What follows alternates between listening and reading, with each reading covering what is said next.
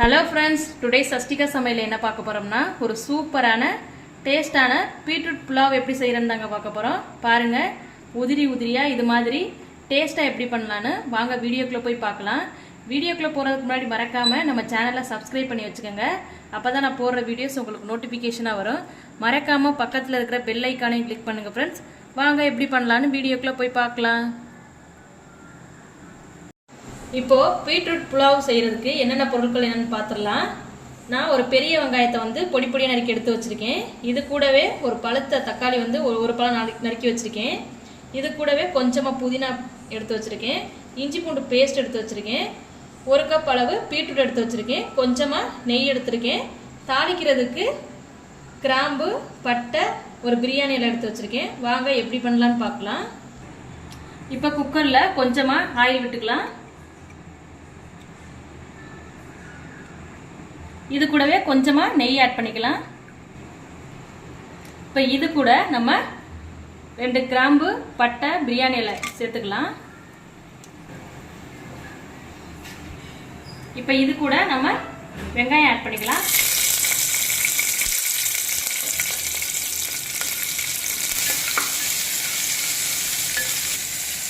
வெங்காயம் வந்து பொன்னிறமாக வர வரைக்கும் நல்லா வதக்கிக்கலாம். வெங்காயம் நல்லா வதங்கிடுச்சு ஃப்ரெண்ட்ஸ். இப்போ நம்ம இது கூட இஞ்சி பூண்டு பேஸ்ட்டை ஆட் பண்ணி நல்லா கிளறி விட்டுக்கலாம். இஞ்சி பூண்டோட பச்சை வாசனை போகிற அளவுக்கு நல்லா கிளறி விட்டுக்கலாம்.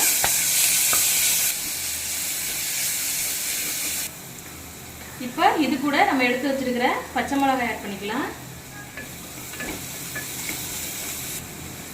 இப்போ இது கூட நம்ம தக்காளி ஆட் பண்ணி நல்லா கிளறி விட்டுக்கலாம். வதங்கி வர அளவுக்கு கிளறி விட்டுக்கலாம். தக்காளி வதங்குறதுக்கு நம்ம கொஞ்சமாக உப்பு ஆட் பண்ணிக்கலாம். தக்காளி நல்லா வதங்கி வந்துடுது. இப்போ நம்ம இது கூட புதினாவை ஆட் பண்ணி நல்லா கிளறி விட்டுக்கலாம்.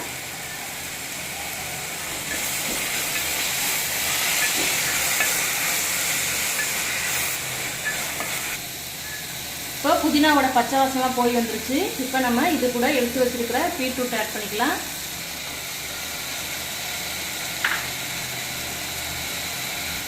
இதை நல்லா கிளறி விட்டுக்கலாம். இப்போ பீட்ரூட் பார்த்தீங்கன்னா 2 நிமிஷம் வந்து எண்ணெயிலே வந்து வெந்து வரட்டும். நல்லா கிளறி விட்டுக்கலாம். இப்போ பார்த்தீங்கன்னா பீட்ரூட் நல்லா வதங்கி வந்துருச்சு. இப்போ நம்ம இது கூட பீட்ரூட்டுக்கு தேவையான அளவு உப்பு ஆட் பண்ணி கிளறி விட்டுக்கலாம். இப்போ இது கூடவே கொஞ்சமாக மஞ்சள் தூள் ஆட் பண்ணி கிளறி விட்டுக்கலாம். இப்போ நான் புலாவ் செய்கிறதுக்கு நான் 1 கப் பாஸ்மதி அரிசி ஒரு 10 நிமிஷம் எடுத்து ஊற வச்சு வச்சுருக்கேன். இப்போ அரிசி இது கூட நம்ம ஆட் பண்ணிக்கலாம்.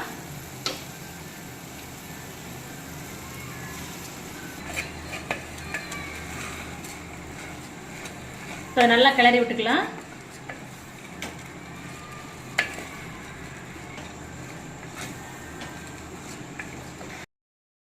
இப்போ 1 கப் பாஸ்மதி ரைஸுக்கு நம்ம 2 கப் தண்ணி ஆட் பண்ணி நல்லா கிளறி விட்டுக்கலாம்.